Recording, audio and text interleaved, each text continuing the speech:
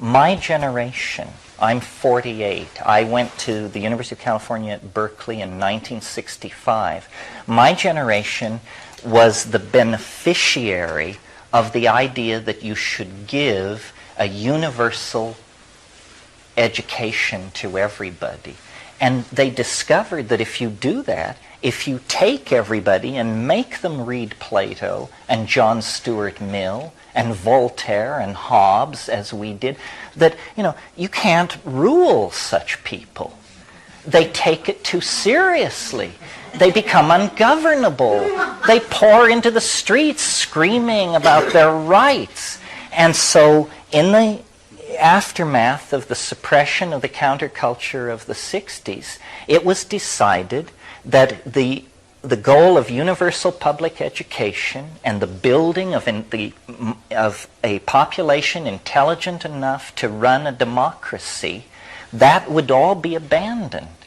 And the universities would be turned into trade schools, and people would be given MBAs and incorporated into the corporate state. But no more John Stuart Mill, no more of that. And the consequences of this have been to create a historyless and illiterate lower middle class, where before the lower middle class was the pool of our intellectual creativity. That's where John Steinbeck came from, and Henry Miller, and all of the people who drove the evolution of cultural values. So, and we could talk endlessly about what went wrong in the 60s or why we were turned into a police state. But now, the impulse of those kinds of repressive states is to forestall change. And change has been forestalled in America to the point where now, when it comes, it's going to be explosive, uncontrollable, revolutionary.